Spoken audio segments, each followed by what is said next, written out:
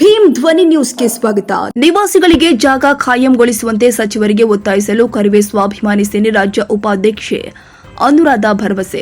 ಕುಷ್ಟಗಿ ಪಟ್ಟಣದ 8ನೇ ವಾರ್ಡ್ ನಿವಾಸಿಗಳಿಗೆ ಪುರಸಭೆ ಮೂಲಕ ಕ್ರಮ ಕೈಗೊಳ್ಳುವಂತೆ ಜಿಲ್ಲಾಡಳಿತ ಸೂಚನೆ.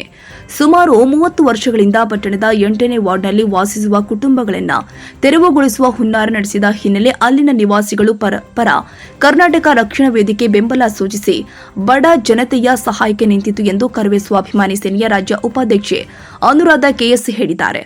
ಅವರು ಕುಷ್ಟಗಿ 8ನೇ ವಾರ್ಡಿನ ಸಂದೀಪ ನಗರದಲ್ಲಿ ಸಾರ್ವಜನಿಕರನ್ನು ಉದ್ದೇಶಿಸಿ ಮಾತನಾಡಿ, ಪ್ರತಿಭಟನೆ ವೇಳೆ ಕೊಪ್ಪಳ ಜಿಲ್ಲಾ ಹಾಗೂ ಕುಷ್ಟಗಿ ತಾಲೂಕು ಘಟಕದ ನಮ್ಮ ಸಂಘಟನೆಯ ಜಿಲ್ಲಾಧ್ಯಕ್ಷ ಸಂತೋಷ್ ಇವರ ನೇತೃತ್ವದಲ್ಲಿ ಜಿಲ್ಲಾ ಕೇಂದ್ರದಲ್ಲಿ ಪ್ರತಿಭಟನೆ ಹಮ್ಮಿಕೊಳ್ಳುವ ಮೂಲಕ ನಿರ್ಗತಿಕರನ್ನಾಗಿಸದಂತೆ ಬಡ ಜನತೆಗೆ ಸೂರಿಗೆ ಅವಕಾಶ ನೀಡುವಂತೆ ಪ್ರತಿಭಟನೆ ಮೂಲಕ ಗಮನ ಸೆಳೆಯಲಾಗಿತ್ತು.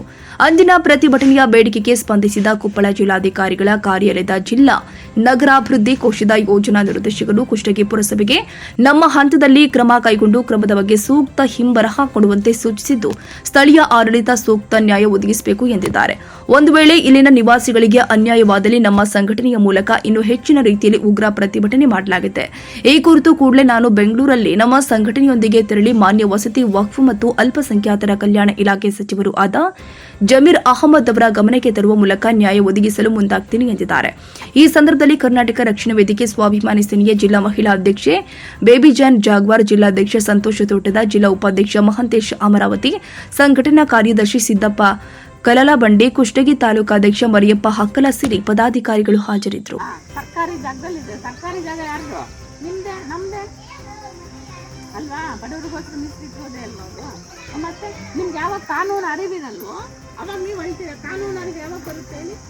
ನಿಮ್ಮ ಕೆಲಸಗಳು ನೀವು ಮಾಡ್ಕೊಳಕ್ಕೆ ಹೋಗ್ಬೇಕು. ನಿಮ್ಮದಾಗಿ ನಿಮಗೆ ಕಾನೂನು ಅರಿವು ಬರೋದು. ಈಗ ಸ್ವಲ್ಪ ಗೊತ್ತಾಗಿದೆ.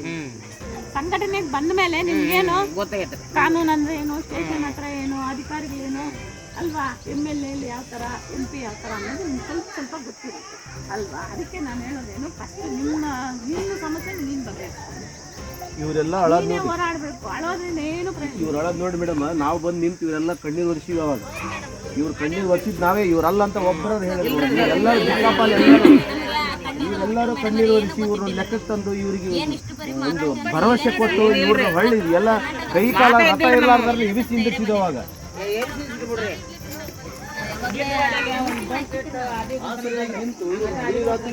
ಬಹಳ ಕಾಪಾಡಿದ್ರಿ ಮೇಡಮ್. ನೀವು ಯಾರು ಚಿಂತೆ ಮಾಡಬೇಡ, ನೀವೆಲ್ಲರಿಗೂ ಕೊಡ್ಸೋ ಜವಾಬ್ದಾರಿ ನಾವು ಬರ್ತೀವಿ. ಇನ್ನೇನು ಇನ್ನೊಂದು 20% ಕೆಲಸ ಇರುತ್ತೆ, ನಾವು ಬರ್ತೀವಿ. ನಾವು ಬಂದು ಮಾಡ್ಕೊಡ್ತೀವಿ ಆಯಿತಾ? ಫಸ್ಟ್ ನೀವೇನೇ ಗೊತ್ತಾ, ನಿಮ್ಮ ಕೆಲಸಕ್ಕೆ ನೀವು ಮಾಡ್ಕೊಡ್ತೀವಿ. ನಿಮ್ಮ ಸಮಸ್ಯೆ ಆಮೇಲೆ ಅಕ್ಕಪಕ್ಕದಲ್ಲಿರೋ ಸಮಸ್ಯೆಗಳನ್ನ ಬಗೆಹರಿಸ್ತೀವಿ. ಆಮೇಲೆ ಊರಿನ ನೋಡಿ, ಅದೆಲ್ಲ ನೋಡಿದಾಗ ಏನಾಗುತ್ತೆ ಗೊತ್ತಾ, ನಿಮಗೆ ಕಾನೂನು ಏನು ಅಂತ ಇನ್ನೂ ಚೆನ್ನಾಗಿ ಗೊತ್ತಾಗುತ್ತೆ. ಕಾನೂನು ಗೊತ್ತಿದೆ ಅಂದರೆ ನೀವು ಭಯನೂ ಪಡಲ್ಲ, ಅಳೋದು ಇಲ್ಲ ಅಲ್ವಾ? 30 ವರ್ಷ ಇದ್ದಾಗ ಹಿಂಗೆ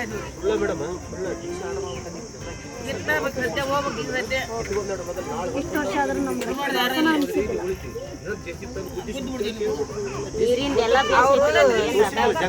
ಜಗದವ್ರಿಗೆ JCB ಬಂದು ಇಷ್ಟು ಹಸ ಮಾಡಿದ ಮೇಲೆ ಇವ್ರು ಕೈಕಾಲು ತಣ್ಣಗಾಗ್ಬಿಟ್ಟು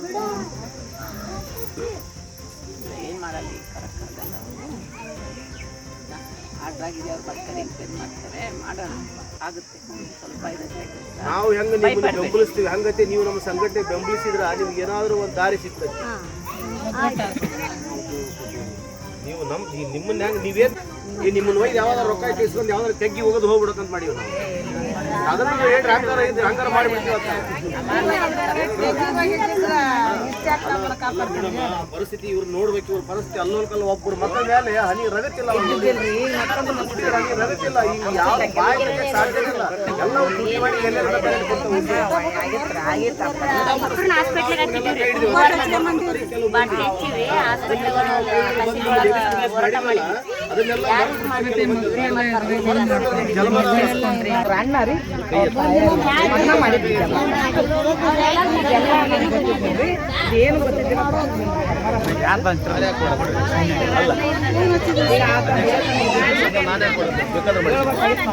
ಫೋನ್ ಹಚ್ಚಿದ್ದೆ, ಅಂಗಡಿ ತಕ್ಕಿದ್ದು ಫೋನ್ ಘೋಷಣೆ ಮಾಡಲಿಲ್ಲ.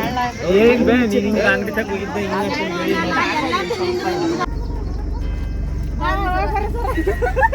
ಹೆಂಗಾರ ಮಾಡಕ್ ಕೊಡ್ತೀರಿ ನಮ್ಮ ಜಾಗ ಮಾಡಿ